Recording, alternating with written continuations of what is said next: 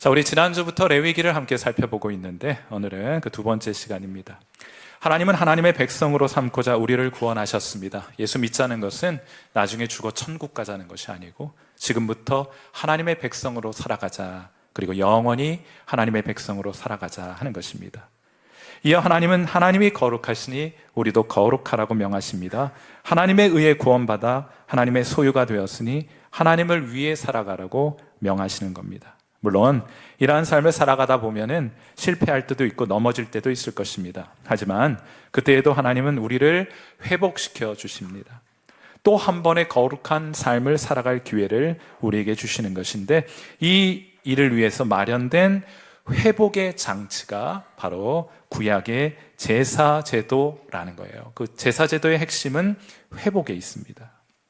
레위기에는 우리가 앞으로 살펴보겠습니다만 5개의 5대 제사가 등장하게 되는데, 오늘은 그 첫 번째 제사인 번제를 살펴보려고 합니다.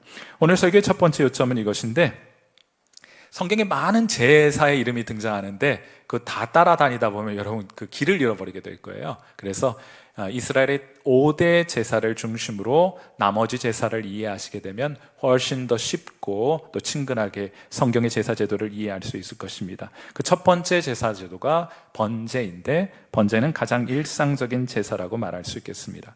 출애굽기 29장 41절과 42절에 보시면 번제에 대해서 이렇게 소개가 돼요. 한 어린 양은 저녁 때에 드리되 아침에 한 것처럼 소제와 전제를 그것과 함께 드려 아름다운 냄새가 되게 하여 여호와께 화제로 삼을지니 이는 너희가 대대로 여호와 앞 회막문에서 드릴 번제라. 이 번제가 드려지는 곳에서 내가 거기서 너희와 만나고 내게 말하리라 하고 말씀을 하세요. 여기 보면 번제는 아침에도 드리고 저녁에도 드리죠.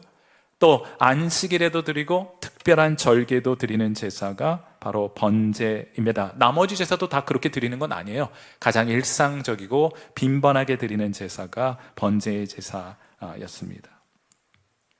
이때 번제를 드리는 사람은 하나님께서 정해주신 짐승을 데리고 성소로 나아갑니다. 회막의 문 입구로 짐승을 데리고 나아가는 거예요. 한번 상상해 보세요. 여러분이 양이나 숫송아지를 한 마리 데리고 저 성소로 나아갑니다.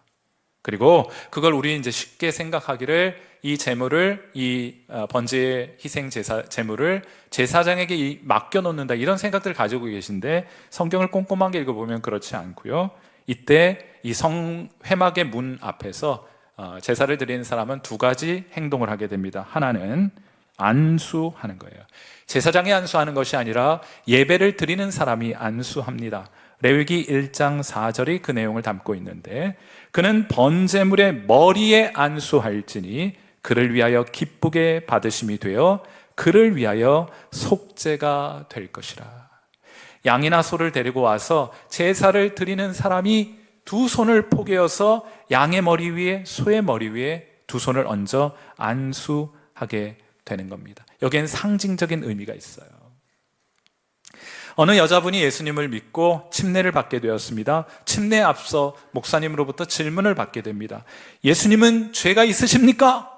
답변은 뭡니까? 아니요, 예수님은 죄가 없으십니다. 이렇게 답변을 해야 되는데 이 여인이 하는 말이 있습니다. 예수님께는 죄가 있습니다. 이렇게 얘기를 해요. 목사님 당황합니다. 그래서 다시 묻습니다. 긴장하셨나 봐요. 다시 묻겠습니다. 예수님께 죄가 있으셨습니까? 그녀는 더욱 확신 있게 대답합니다. 네, 그렇습니다. 예수님께는 죄가 있었습니다. 그러자 예배당은 찬물을 끼얹은 듯 고요해졌습니다. 이때 침례를 받는 자리에서 그녀는 눈물을 글썽이며 말합니다. 예수님께는 죄가 있으셨습니다. 바로 저의 죄 말입니다. 사랑하는 성도 여러분, 구약의 제사 때에도 똑같은 고백이 있었어요. 양이나 소의 머리에 안수를 하고 제사를 드리는 사람은 기도했습니다. 아버지, 이 짐승과 나는 하나입니다. 하나님, 제 모든 죄는 이 짐승에게 전해져 이 짐승의 죄가 됩니다. 그리하여 이 짐승이 죄인인 나를 대신하여 죽습니다 하고 아마 기도하였을 것이에요. 그 안수를 통해서, 그 상징적인 행동을 통해서 죄인의 죄가 무제한 희생 제물에게 전가되는 거예요. 첫 번째는 안수행이고 두 번째 제사를 드리는 자가 하는 행동이 있었는데 그것은 바로 직접 이 짐승을 잡았습니다. 제사장이 잡은 것이 아니에요. 예배 드리는 자가 짐승을 잡습니다.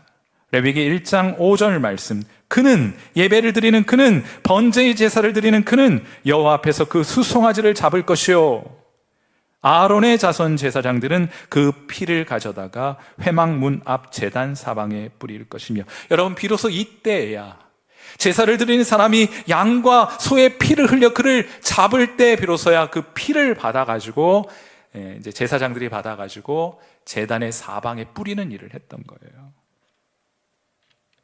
자, 이제 죄의 문제가 처리되었으므로 그 제단 위에서 드려지는 제사를 하나님이 받으실 수 있게 된 겁니다. 자, 이어 이 예배자는 직접 이 짐승의 각을 뜹니다. 잘게 쪼개는 거예요. 잘 태워질 수 있도록. 그리하여 이 짐승의 잘게 쪼개진 그 몸을 제단 위에 태웁니다. 아름다운 향기가 되어 하늘로 올라갈 수 있도록 말이에요. 레위기 1장 9절 말씀, 제사장은 그 전부를 제단 위에서 불살라 번제를 드릴지니. 태운다고 해서 번제예요. 이는 화제라 여호와께 향기로운 냄새니라 했어요. 이 향기가 하나님을 기쁘시게 해드립니다. 하나님께서 이 제사 드리는 사람을 받으시고 이 제사 드리는 사람을 기뻐하십니다. 한 생명이 죽어 제사 드리는 사람의 죄를 대신하고 한 생명이 태워져 아름다운 향기가 되므로 하나님을 기쁘시게 한다 하는 것이 이 번제 제사 제도의 가장 핵심과 중심에 놓여 있는 사상이에요. 그리고 이 예배자는 이 과정에 매우 적극적으로 참여합니다. 그들의 죄를 짐승에게 전가하기 위해 안수하기도 하고 짐승을 잡아 피를 흘리고 쪼개어 각을 뜨는 것까지 모두 예배자가 하는 거예요. 이러한 의미에서 오늘날 우리가 드리는 예배, 구경하는 종류의 그런 종류의 예배와는 구약 제사 제도와 구약의 예배는 얼마나 다른 겁니까? 우린 구경하러 오잖아요. 예배 본다 그러잖아요. 그렇죠? 예배를 드린다 하지 않고 예배 본다 하잖아요. 구경하러 오는 겁니다. 참여하지 않아요. 먼 발치에서 어떻게 진행되어 가나, 내게 득이 되고 유익이 되는 건 무엇일까 하고 그저 구경하고 마는 그런 예배와는 얼마나 다른 것입니까? 자, 그렇다면 제가 이 예배는 참여하는 것이라고 말씀을 드렸는데, 자, 그렇다면 우리도 주일마다 양이나 소를 가져다가 직접 우리 예배당 들어오기 전에 거기 잡아가지고 그리고 들어와야 되는가, 이런 질문을 할 수 있겠는데 그렇지는 않습니다. 시편 기자는 번제와 관련해서 이런 말을 해요. 여러분 이 자리에 나오실 때 양이나 소를 끌고 올 필요는 없어요. 그러나 다만 여러분 이것은 가지고 오셔야 합니다. 자, 시편 51편 16절과 17절 말씀 우리 같이 읽겠습니다. 여러분 이것으로 여러분 무장되어 있는지 한번 살펴보도록 해요. 같이 읽습니다. 시작. 주께서는 제사를 기뻐하지 아니하시나니 그렇지 아니하면 내가 드렸을 것이라. 주는 번제를 기뻐하지 아니하시나이다. 하나님께서 구하시는 제사는 상한 심령이라. 그 상한 심령의 제사를 하나님 기뻐하시는 거예요. 여러분, 우리가 왜 상한 심령을 가져야 합니까? 우리가 왜 예배의 자리에 나올 때마다 이 상한 심령, 찢겨진 마음을 가지고 이 자리에 서야 하는 것입니까? 그건 우리가 하나님 앞에 너무나 끔찍한 죄인이기 때문이에요. 죄인인 우리가 하나님의 심판과 진노를 피하기 위해서 한 생명이 죽임을 당해야 했기 때문입니다. 그래서 상한 심령을 가지고 이 자리에 앉아 있어야 하는 것이에요. 구약시대 예배자가 제물을 칼로 잡았듯이 우리가 예수님을 희생의 제물로 잡아야 하기 때문에 상한 심령, 애통하는 심령을 안고 이 자리에 모여 있어야 하는 것입니다. 우리가 예수님을 희생의 제물로 잡아야 하기 때문에. 사실상 예수님은 우리 때문에 죽임을 당한 것입니다. 보다 성경적으로 말하자면 우리가 예수님을 죽인 거예요. 우리가 손에 망치와 못을 들고 그분을 십자가에 못 박은 것입니다. 이사야서 53장 5절 말씀, 그가 찔림은 우리의 허물 때문이요 그가 상함은 우리의 죄악 때문이라. 사랑하는 성도 여러분, 오늘 여러분이 이 자리에 나오실 때 번제의 제물이신 예수님의 손을 꼭 잡고 이 자리에 나오셨습니까? 그분에게 여러분의 모든 죄를 안수하여 전가시켜 드렸습니까? 맡겨 드리셨습니까? 통회하는 마음으로 여러분 때문에 여러분을 위하여 십자가에 달리신 예수님을 여러분은 주목해 바라보고 계십니까? 그분의 죽음이 아름다운 향기가 되어 하나님을 기쁘시게 해드렸다는 사실을 여러분 알고 계세요? 2000년 전 십자가 예수님의 죽음은 구약 성경의 관점에서 보자면 하나님께 거룩한 번제를 드린 거예요. 그분을 번제의 제물로 드린 여러분을 그러므로 하나님이 기뻐하시는 겁니다. 하나님은 예수님을 번제의 제물로 잡아드린 여러분을 역설적으로 기뻐하시는 하나님인 줄 믿습니다. 믿으셔야 돼요. 하나님 여러분을 기뻐하십니다. 오늘 설교의 두 번째 요점은 이것이에요. 자, 일상적으로 드리는 제사인데 제사의 종류가 많습니다. 그러면 번제는 언제 드리는 제사이냐? 번제는 헌신의 제사입니다라는 것이 두 번째 요점입니다. 자, 이스라엘의 5대 제사는 제가 하나씩 해설해 드릴 텐데 첫 번째 번제, 두 번째 소제, 세 번째 화목제, 네 번째 속죄제, 그리고 다섯 번째 속건제. 변소 화제건으로 외우시면 죄송합니다만 기억하자면 다섯 가지 제사를 기억하실 수 있기를 바라요. 그런데 우리가 이 제사와 관련해서 오해가 좀 있습니다. 뭔가 하면요, 네 번째 제사가 속죄제예요. 그러니까 속죄제는 죄를 속한다, 죄를 용서하는 제사다. 그러니까 속죄제만 죄를 용서하는 제사다, 이렇게 이해하려는 경향이 있는데 그렇지 않습니다. 여기 번역상에 좀 한계가 있어요. 사랑하는 성도 여러분, 나머지 소제는 곡식을 드리기 때문에 피를 흘리지는 않아요. 그래서 소제를 제외한 나머지 모든 제사도 죄 사함의 의미가, 속죄의 의미가 내포되어 있습니다. 엄밀하게 말하자면 다섯 가지 제사 모두 속죄의 제사가 전제되어 있는 거예요. 왜냐하면 죄를 용서함 받지 못하고는 하나님께로 나아갈 수 없기 때문입니다. 하여 히브리서 9장 22절은 이렇게 말합니다. 율법을 따라 거의 모든 물건이 피로써 정결하게 되나니 피 흘림이 없은즉 사함이 없느니라. 피 흘림이 있으면 속죄되느니라. 나머지 제사 네 가지는 피를 흘리거든요. 다 속죄 요소를 담고 있다. 자, 그러니까 앞으로 제가 이건 잘 설명해 드릴 텐데 레위기의 속죄제라고 하는 것은 아주 특별한 의미에서의 속죄제예요. 그것은 나중에 살펴보도록 하고, 그럼 번제는 언제 드리는 제사이냐? 사실 번제가 처음으로 성경에 암시되어 있는 곳은 창세기 4장 4절이라고 생각해요. 한번 이 본문 말씀 봅니다. 가인과 아벨이 제사를 드려요. 아벨은 자기도 양의 첫 새끼와 그 기름으로 드렸더니 여호와께서 아벨과 그의 제물은 받으셨다. 레위기 제사에 있어서 기름이라고 하는 것은 태워서 드리는 부분이에요. 자, 그러니까 이것은 번제인 것이 틀림없는 것 같습니다. 자, 그런데 이보다 명시적으로 번제라고 표현된 곳이 창세기 8장 20절, 노아가 노아의 방주에서 내려서 제사를 드리게 되는데 그때 처음으로 사용이 됩니다. 자, 8장 20절은 우리 같이 한번 읽어봐요. 성경에 처음으로 번제라는 용어가 사용된 곳입니다. 같이 읽습니다. 시작.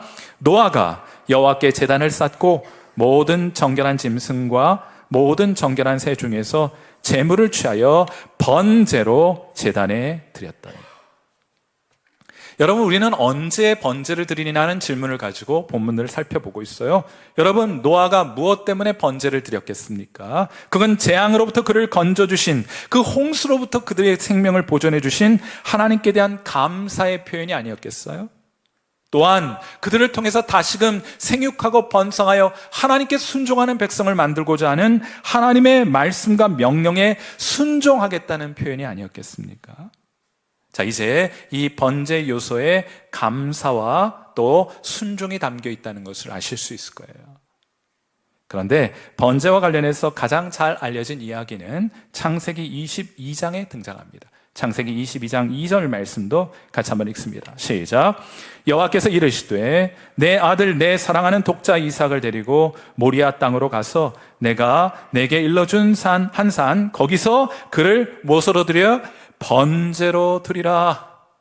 번제가 뭡니까? 피를 흘려 쪼개고 태워드리는 제사로 네 아들을 하나님께 내게 번제로 드리라고 말씀합니다. 아브라함이 이삭을 얻은 것은 그의 나이 100세 때였습니다. 얼마나 하나님께 감사했겠습니까? 또한 얼마나 아들을 기뻐했겠습니까? 아마 눈에 넣어도 아프지 않았을 그럴 아들이었습니다. 이 아들이 창세기 21장에 태어나요.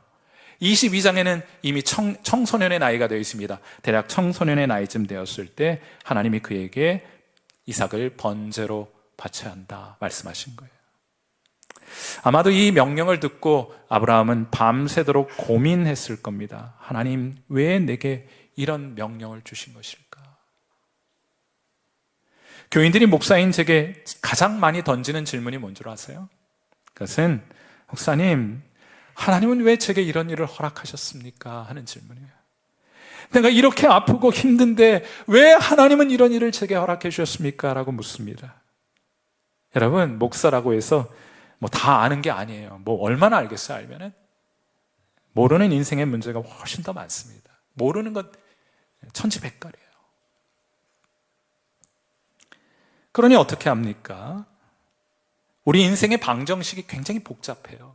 거긴 변수도 있고 상수도 있습니다. 그런데 변수는 항상 변하기 때문에 그것 붙들고 인생 살아가면 실패하기 마련이에요. 그래서 저는 언젠가부터 상수를 붙들고 살아갑니다. 상수가 무엇입니까? 우리 인생 방정식에 있어서 상수가 무엇입니까? 그건 첫째, 하나님은 살아계신다 하는 것이 상수예요. 둘째, 하나님은 언제나 내게 선하신 분이다 하는 것이 두 번째 상수입니다. 저 그것 붙들고 살아가요. 다 이해되진 않아요. 두 가지 기억하고 살아갑니다. 하나님 살아계십니다. 아멘이십니까? 하나님은 언제나 내게 선하신 분이십니다. 아멘이십니까? 그 상수 두 개 붙들고 살아가요. 일반적으로 털이 많은 짐승은 불을 가까이 하지 않습니다. 본능적으로 불을 싫어해요. 왜냐하면 털에 불이 붙으면 큰일 나기 때문입니다. 직감적으로 알고 본능적으로 알고 있는 거예요. 그런데 서커스를 보면 서커스의 호랑이는 본능을 거슬러 불길 속으로 뛰어듭니다. 어떻게 이런 일이 가능하냐? 우리는 그냥 쉽게 많은 훈련을 통해서 그렇게 됐겠지 생각하겠지만 사실 그렇지 않습니다. 호랑이는 아무리 많이 훈련을 받아도 불길 속으로 뛰어들지 않아요. 그럼 호랑이를 불길 속으로 뛰어들게 하는 것은 무엇입니까? 그건 바로 주인에 대한 사육사에 대한 신뢰와 믿음이에요. 여러분, 저 호랑이가 불길 속으로 뛰어들 때 사육사는 어디에 위치하고 있겠습니까? 호랑이를 정면으로 응시하는 자리에 서게 마련이에요. 호랑이는 불 속으로 뛰어들기 전에 주인의 눈을 바라본다고 합니다. 그리고는 믿고 뛰어드는 거예요. 저도 이에 자극을 받아 저는 이런 거 알고 좋아 보이면 대체로 제가 실험을 해보는 편입니다. 우리 집 아이들 1, 2, 3, 4호까지 있습니다. 이 녀석들 한 놈도 거르지 않고 다 실험해 봤어요. 아빠를 믿나 못 믿나. 그래서 높은 곳에 올려다 놓고 아빠가 받아줄 테니 뛰어내리라고. 그렇게 뛰어내리라고. 뛰었겠습니까? 안 뛰었겠습니까? 여러분 자식 아니라고 답변하기 곤란합니까? 1, 2, 3, 4번 다 뛰어내렸습니다. 아빠 믿고 뛰어내렸습니다. 제가 다 받아냈겠습니까? 못 받아냈겠습니까? 다 받아냈습니다. 딱 한 번만 빼고. 하필 애가 뛰어내리는데 뒤에서 미국인 친구가 저를 부르는 바람에, 뒤를 돌아보는 바람에 그냥 타이밍이 맞지 않아서 한 번 딱 실패하고, 저희 둘째가 지금보다 상태가 더 좋았을 텐데 그때 땅에 처박히는 바람에 이 지경이 된 게 아닌가 싶어요.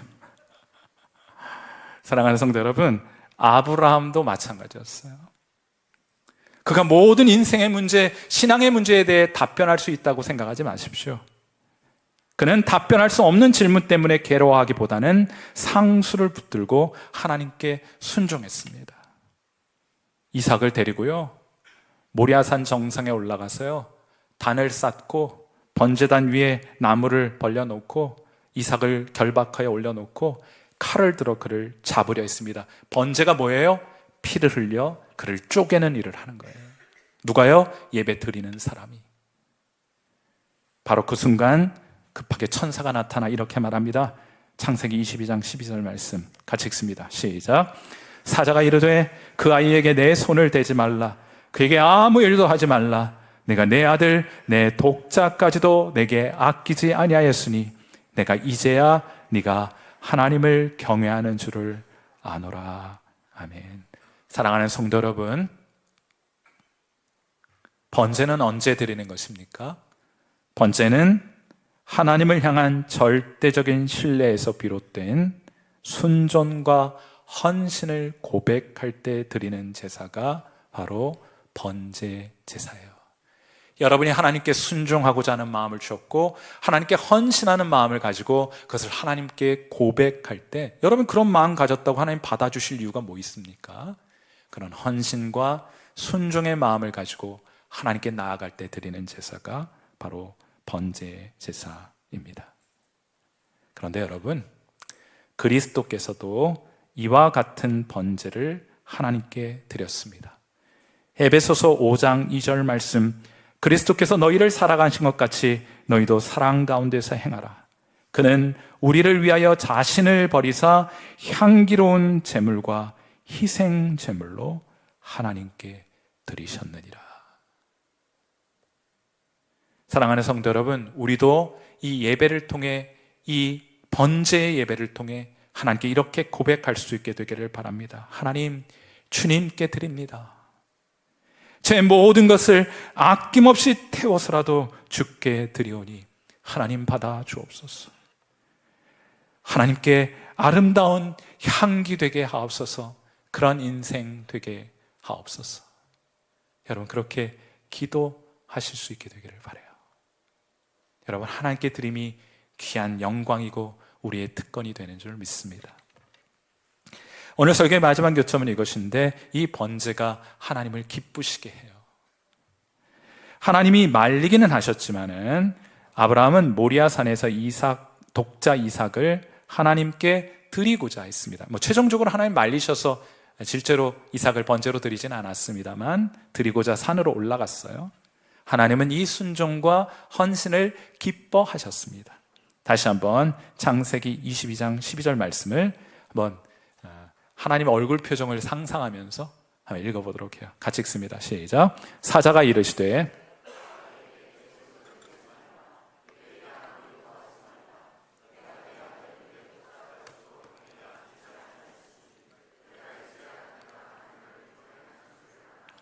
네 독자까지도 내게 아끼지 아니하였으니 네가 나 사랑하고 네가 나 경외하는 줄 알겠노라. 여러분, 성경 읽으면서 아브라함을 바라보시는 하나님의 얼굴 표정 어떨 것이라고 생각해요? 환하게 웃고 계시지 않겠습니까? 아브라함의 순종과 헌신의 번제를 하나님이 기뻐 받으신 거예요. 그런데 여러분, 이거 왜 번제 드리려고 하다가 멈췄느냐? 실제로 하나님께서 우리에게 보여주시고자 하신 것이 따로 있었습니다. 이것은 앞으로 하나님께서 하실 일의 모델이 되고 모형이 되는 것이에요. 아브라함이, 잘 들어보세요. 아브라함이 이삭을 번제로 드렸던 장소는 모리아산입니다.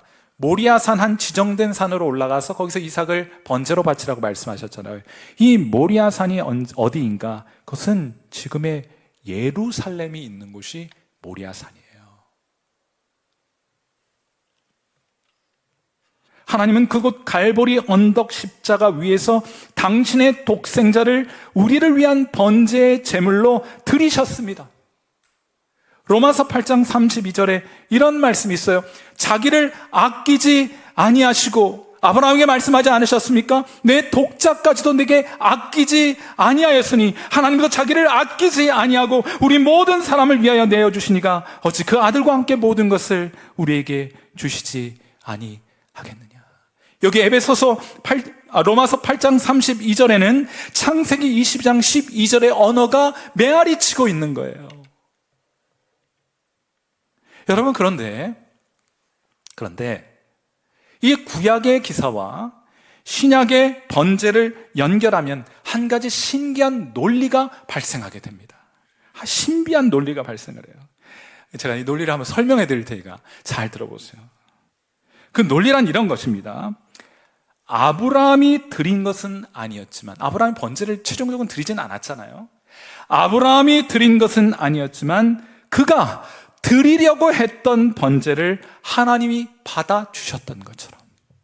다시요, 아브라함이 번제를 드리진 않았습니다. 물론 나중에 양을 통해서 번제를 드리긴 했습니다만, 이삭 번제를 드린 것은 아니었지만은 그가 드리려고 했던 번제를 하나님이 기뻐 받으셨던 것처럼, 똑같이 우리가 드린 것은 아니지만 예수님께서 십자가 위에서 드리신 그 순종과 헌신의 번제 제사를 하나님께서는 우리가 드린 번제로 받아 주신다는 거예요. 받아 주셨다는 겁니다.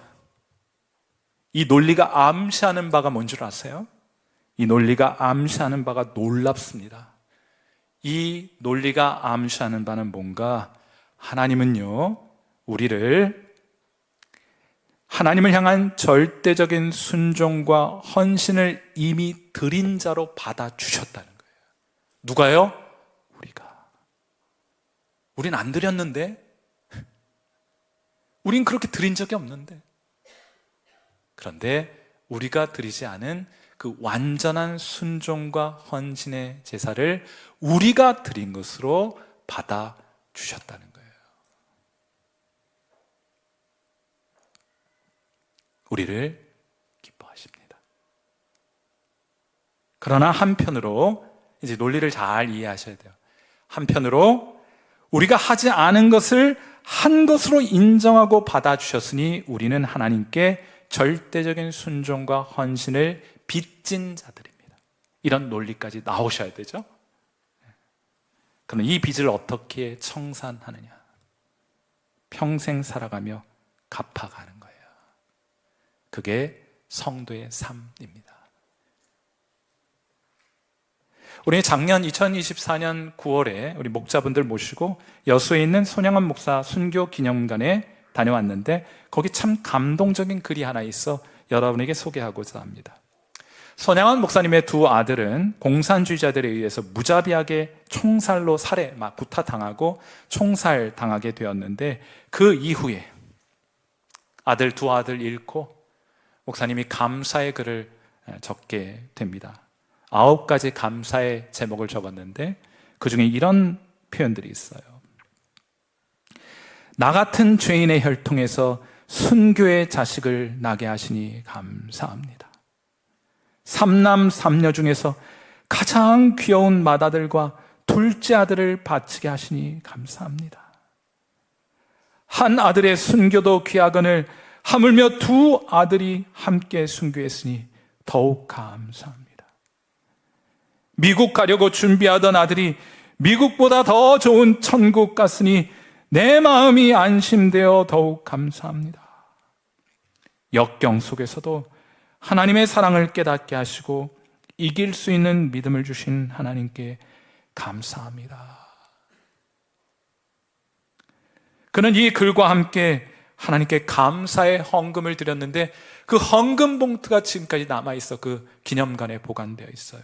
잘 보이시진 않겠습니다만 한자와 한글을 섞어서 뭐라고 적어 놓았는가 하면, 순교의 두 아들을 옛날 말로 아달이라고 썼던 것 같아요. 순교의 두 아달이나 주신 감사의 봉헌금, 이렇게 한자로 적고, 거기 왼편에 보시면은 일금 1만 원야, 일금 1만 원을 드립니다 라는 식으로 적어 놓은 거예요. 목사님, 헌금 10,000원이 뭡니까? 이렇게 생각할 수 있겠잖아요. 그렇죠? 당시 노동자 한 달 월급 1,000원,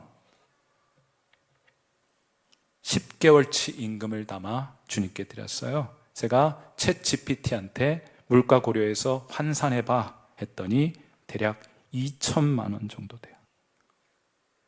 가난한 목회자의 형편에 전 재산을 감사의 제물로 하나님께 드린 겁니다. 진정한 감사와 헌신의 번제를 주님께 드린 거예요. 사랑하는 성도 여러분, 하나님도 가장 귀한 독생자 아끼지 아니하시고 우리를 위해 내어주셨다면 우리도 하나님을 위해 우리가 가진 가장 값진 것을 드리는 것이 합당한 도리가 아니겠습니까? 인간됨의 도리가 아니겠느냐 말이에요. 여러분은 무엇을 드려 여러분의 번제를 삼으려 하십니까? 로마서 12장 1절이 우리가 가진 이 질문에 대해 답변해 주고 있습니다. 우리 마지막으로 로마서 12장 1절 말씀 함께 읽고 기도하는 시간 갖도록 해요. 같이 읽겠습니다. 시작. 그러므로 형제들아, 내가 하나님의 모든 자비하심으로 너희를 권하노니 너희 몸을 하나님이 기뻐하시는 거룩한 산 제물로 드리라. 이는 너희가 드릴 영적 예배니라. 아멘. 하나님은 여러분을 원하세요. 여러분을 주께 번제물로 통째로 주님께 드려 태워 드릴 수 있겠습니까? 우리 함께 기도하도록 하겠습니다. 사랑하는 주님, 주님은 우리를 위하여 하나님께 드려지는 번제물이 되어 주셨습니다. 이로 인하여 우리의 죄는 사라지고 우리는 하나님 앞에 절대적인 순종과 헌신을 드린 자가 되었습니다. 그러므로 주님, 우리 이제 이 순종과 절대적인 헌신에 빚진 자로서 주님께 죽도록 충성하고 절대적인 신뢰와 순종을 주님께 드리게 하옵소서. 우리와 우리에게 속한 모든 것을 태워 주님께 아름다운 향기의 제사를 드리는 번제의 삶을 살아가게 하옵소서. 예배자의 삶을 살아가게 하옵소서. 오늘 시간 우리 하나님 앞에 함께 기도하는 시간 같습니다. 기도하겠습니다.